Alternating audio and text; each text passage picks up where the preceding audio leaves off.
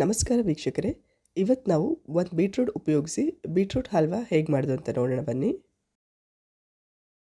ಈ ಬೀಟ್ರೂಟ್ ಹಲ್ವಾ ಮಾಡೋಕ್ಕೆ ಜಾಸ್ತಿ ಸಾಮಗ್ರಿ ಬೇಕಾಗಲ್ಲ. ಮನೇಲಿರೋ 4 ಸಾಮಗ್ರಿಯಲ್ಲೇ ಈ ಹಲ್ವಾ ರೆಡಿಯಾಗಿ ಹೋಗುತ್ತೆ. ಈ ಬೀಟ್ರೂಟ್ ಹಲ್ವಾ ನೋಡೋಕ್ಕೆ ಎಷ್ಟು ಕಲರ್ಫುಲ್ಲಾಗಿ ಕಾಣಿಸ್ತಿದೆ ಅಷ್ಟೇ ಟೇಸ್ಟಿಯಾಗಿ ಕೂಡ ಇರುತ್ತೆ. ನಾವೇನು ಮಾರ್ಕೆಟಿಂದ ಹೊರಗಡೆ ತರ್ತೀವಲ್ಲ ಅದೇ ಥರ ಟೇಸ್ಟಿಯಾಗಿರುತ್ತೆ. ಜಾಸ್ತಿ ತುಪ್ಪನೂ ಬೇಕಾಗಿಲ್ಲ, ಕೇವಲ 2 ಚಮಚ ತುಪ್ಪದಿಂದ ಈ ಬೀಟ್ರೂಟ್ ಹಲ್ವಾ ರೆಡಿಯಾಗಿ ಹೋಗುತ್ತೆ. ಬೀಟ್ರೂಟ್ ಹಲ್ವಾ ಮಾಡೋಕ್ಕೆ ನಾನಿಲ್ಲಿ ಮೀಡಿಯಮ್ ಸೈಜು ಒಂದು ಬೀಟ್ರೂಟ್ ತೊಗೊಂಡಿದ್ದೀನಿ. ಇದನ್ನು ಪೀಲ್ ಮಾಡಿ ಚೆನ್ನಾಗಿ ತೊಳ್ಕೊಂಡು ಗ್ರೇಟರಲ್ಲಿ ಸಣ್ಣದರಲ್ಲಿ ತುರ್ಕೊಂಡಿದ್ದೀನಿ. ನಿಮಗೆ ತುರ್ಕೊಳ್ಳೋಕೆ ಕಷ್ಟ ಆಗುತ್ತೆ ಅಂದರೆ ಇದನ್ನು ಸಣ್ಣ ಸಣ್ಣದಾಗಿ ಕಟ್ ಮಾಡಿ ಮಿಕ್ಸಿಯಲ್ಲಿ ಹಾಕಿ ಸ್ವಲ್ಪ ನೀರು ಹಾಕಿ ಇದ್ರದ್ದು ಜ್ಯೂಸ್ ತೆಕ್ಕೋಬಹುದು. ತುರಿದಿರೋ ಬೀಟ್ರೂಟ್ನೆಲ್ಲ ಒಂದು ಬೌಲಿಗೆ ಹಾಕಿ ಅದಕ್ಕೆ 2 ಕಪ್ ನೀರು ಹಾಕಿ ಚೆನ್ನಾಗಿ ಮಿಕ್ಸ್ ಮಾಡಿ ಈಗ ಇದನ್ನು ಒಂದು ಜಾಲರಿಯಿಂದ ಸೋಸ್ಕೊಂಡು ರಸ ಎಲ್ಲ ಇಂಟ್ಕೊಳ್ಳೋಣ.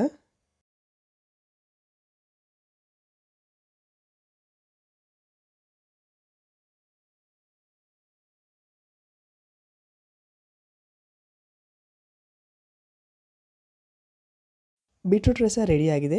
ಈಗ ಒಂದು ಬಾಣಲೆ ಅಥವಾ ಪಾತ್ರೆ ನೀವು ಯಾವುದ್ರಲ್ಲಿ ಹಲ್ವಾ ಮಾಡಬೇಕು ಅಂತಿರ್ತೀರ ಆ ಬಾಣಲೆಗೆ ಅರ್ಧ ಕಪ್ ಸಕ್ಕರೆ, ಅರ್ಧ ಕಪ್ ಬೀಟ್ರೂಟ್ ರಸ, 1 ಚಮಚ ನಿಂಬೆಹಣ್ಣಿನ ರಸ ಹಾಕಿ ಎಲ್ಲ ಚೆನ್ನಾಗಿ ಮಿಕ್ಸ್ ಮಾಡ್ಕೊಳ್ಳೋಣ.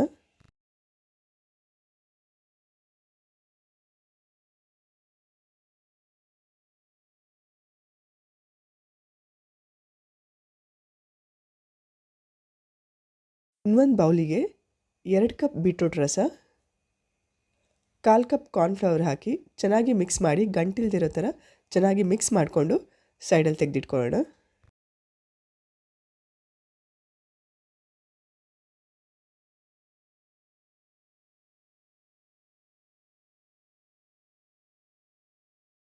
ಈಗ ಸ್ಟವ್ನ ಆನ್ ಮಾಡಿ ಫ್ಲೇಮ್ನ ಮೀಡಿಯಮ್ ಟು ಹೈ ಮಧ್ಯದಲ್ಲಿ ಇಟ್ಕೊಂಡು ನಾವು ಬೀಟ್ರೂಟ್ ರಸ ಮತ್ತು ಸಕ್ಕರೆ ಹಾಕಿದ್ವಲ್ಲ ಆ ಬಾಣಲೆನ ಸ್ಟವ್ ಮೇಲೆ ಇಟ್ಟು ಒಂದೇಳೆ ಪಾಕ ಬರೋ ತನಕ ಸಕ್ಕರೆ ಮತ್ತು ಬೀಟ್ರೂಟ್ ರಸನ ಚೆನ್ನಾಗಿ ಕುದಿಸ್ಕೊಳ್ಳೋಣ. 1 ಸ್ಪೂನಿಂದ ಬೀಟ್ರೂಟ್ ರಸನ ಚೆಕ್ ಮಾಡಿದರೆ ನಿಮಗೆ ಒಂದೇಳೆ ಪಾಕ ಬರುತ್ತೆ. ಸೊ ಒಂದೇಳೆ ಪಾಕ ಬಂದಮೇಲೆ ನಾವು ಆಗಲೇ ಮಿಕ್ಸ್ ಮಾಡಿ ಇಟ್ಕೊಂಡಿರೋ ಬೀಟ್ರೂಟ್ ರಸ ಮತ್ತು ಕಾರ್ನ್ಫ್ಲವರ್ ಮಿಕ್ಸ್ಚರ್ನ ಇನ್ನೊಂದು ಸರ್ತಿ ಚೆನ್ನಾಗಿ ಮಿಕ್ಸ್ ಮಾಡಿ ಈಗ ಅದನ್ನು ಈ ಒಂದೇಳೆ ಸಕ್ಕರೆ ಪಾಕ ಬಂದಿರೋ ಪಾಕಕ್ಕೆ ಹಾಕೊಳ್ಳೋಣ. ಹಾಕಿ ಚೆನ್ನಾಗಿ ಮಿಕ್ಸ್ ಮಾಡೋಣ.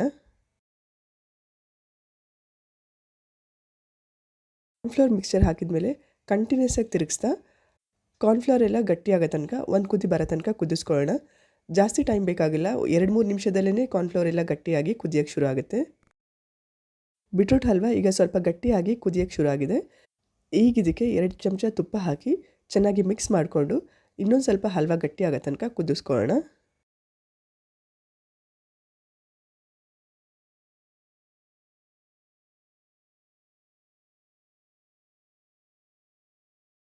ಹಲ್ವಾ ಎಲ್ಲ ಕುದ್ದು ಸ್ವಲ್ಪ ಗಟ್ಟಿ ಆಗ್ತಿದೆ ಅನ್ನುವಾಗ ಈಗ ಇದಕ್ಕೆ ಸ್ವಲ್ಪ ಏಲಕ್ಕಿ ಪುಡಿ, ಸ್ವಲ್ಪ ಬಾದಾಮಿ, ಗೋಡಂಬಿ, ವಾಟರ್ಮೆಲನ್ ಸೀಡ್ಸ್ ಹಾಕಿ ಹಲ್ವಾ ಎಲ್ಲ ಗಟ್ಟಿ ಆಗೋ ತನಕ ಕುದಿಸ್ಕೊಳ್ಳೋಣ. ಹಲ್ವಾ ಎಲ್ಲ ಗಟ್ಟಿಯಾಗಿ ಬಾಣಲಿ ಬಿಡೋ ತನಕ ಚೆನ್ನಾಗಿ ಕುದಿಸ್ಕೊಳ್ಳೋಣ.